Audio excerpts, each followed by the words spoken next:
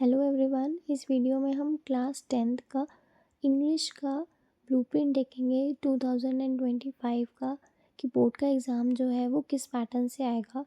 तो सबसे पहले जो हमारा पूरा क्वेश्चन पेपर होगा वो 3 पार्ट्स में डिवाइड होगा, 3 सेक्शन में डिवाइड होगा। जो सेक्शन ए है वो रीडिंग स्किल्स के ऊपर बेस्ड है।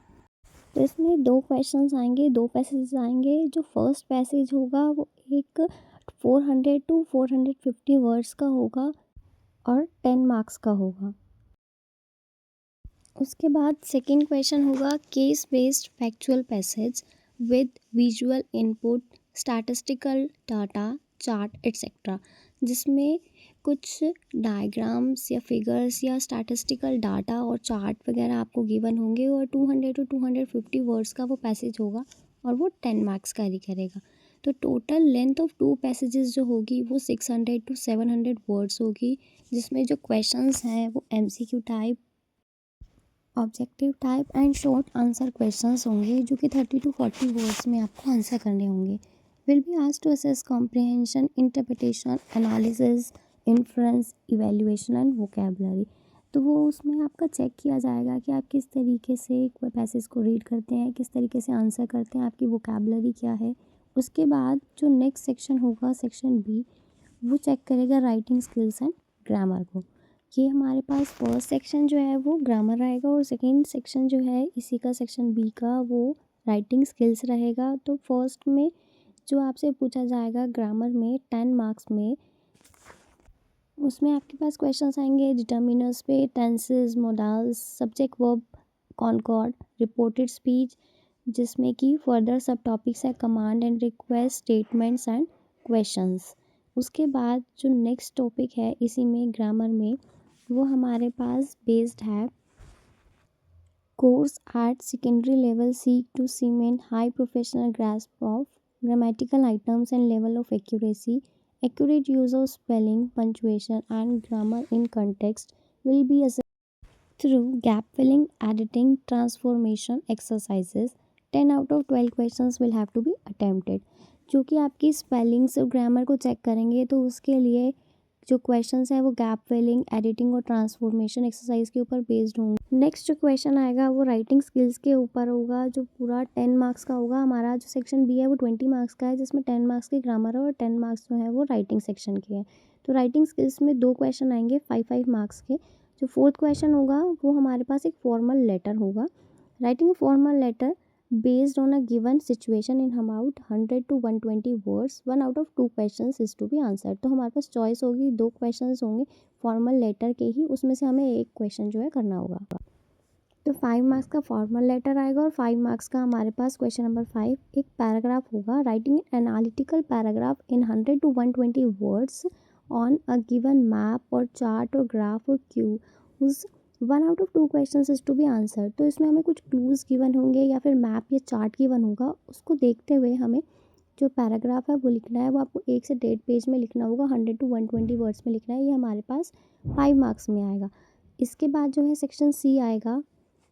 सेक्शन सी 40 मार्क्स का रहेगा। तो आउट ऑफ 80 मार्क्स 40 मार्क्स जो है वो लिटरेचर के ही रहेंगे, लैंग्वेज थ्रू लिटरेचर। तो इसमें जो क्वेश्चन नंबर 4 रहेगा reference to the context, 1 extract out of 2 from drama और प्रोज। तो ड्रामा और प्रोज में से हमारे पास 2 एक्सट्रैक्ट आएंगे, जिसमें हमारे पास चॉइस गिवन होगी और एक एक्सट्रैक्ट हमें करना होगा, और ये हमारे पास 5 मार्क्स का रहेगा। इसी तरीके से जो नेक्स्ट क्वेश्चन रहेगा क्वेश्चन नंबर 7, उसमें भी एक एक्सट्रैक्ट रहेगा, 1 extract out of 2 from poetry, जो कि पोइट्री से आएगा। उसमें भी 2 एक्सट्रैक्ट होंगे और आपको एक करना होगा, और ये भी 5 मार्क्स का होगा। इसके ऊपर क्वेश्चंस कैसे आएंगे, ऊपर एक्सट्रैक्ट लिखा हुआ, नीचे के क्वेश्चंस कैसे होंगे, देखो नीचे लिखा हुआ है MCQ questions, multiple choice questions और objective type questions, very short questions, 1 word और 1 सेंटेंस, मतलब कि आपको 1 वर्ड या 1 सेंटेंस में आपको आंसर करना होगा। इस टाइप के क्वेश्चंस होंगे। Short answer questions to be answer in 30 to 40 words.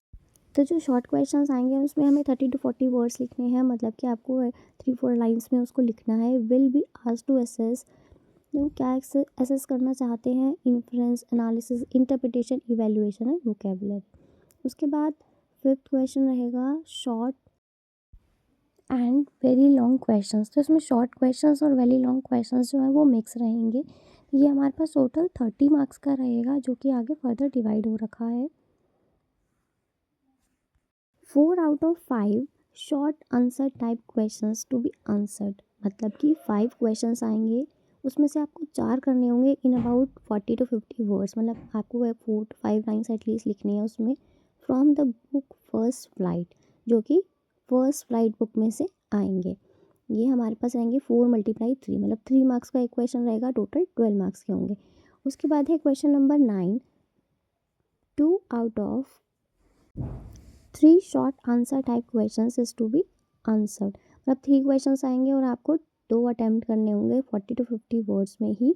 ये भी 3 मार्क्स के रहेंगे, तो 2 × 3 = 6 हो गया। ये जो है फुटप्रिंट्स विदाउट फीट बुक में से आएंगे। उसके बाद next question number 10, 1 out of 2 long answer type questions from first flight, तो फर्स्ट फ्लाइट की बुक में से ही आपके पास लॉन्ग क्वेश्चंस आएंगे, 2 लॉन्ग क्वेश्चंस आएंगे, जिसमें से आपको एक अटेम्प्ट करना होगा इन अबाउट 100 to 120 वर्ड्स, तो आपको एटलीस्ट एक पेज लिखना है उस आंसर के लिए। Is to assess creativity, imagination, and extrapolation beyond the text and across the text. This can be a passage-based question taken from a situation or plot from the text. तो हो सकता है आपको कोई सिचुएशन दे दी जाए कि अगर ऐसा होगा तो आप क्या करोगे, तो इस टाइप की सिचुएशन दे दी जाएगी और आपकी इमेजिनेशन लेवल को चेक किया जाएगा कि आपको कि आप उस सिचुएशन में क्या करते हैं।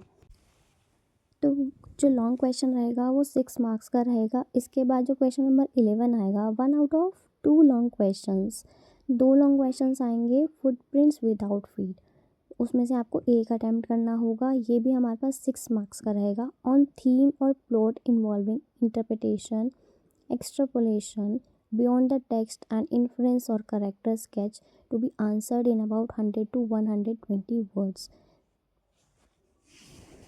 तो इस क्वेश्चन में किसी का करेक्टर स्केच भी पूछा जा सकता है, तो इसके लिए आपको जो चैप्टर है वो थॉरोली अच्छे से रीड करके जाना है, ताकि इन सभी क्वेश्चंस के आप आंसर जो है वो कर पाएँ और लिटरेचर पार्ट को अच्छे से प्रैक्टिस करें, क्योंकि हाफ वेटेज जो है वो इसी की है।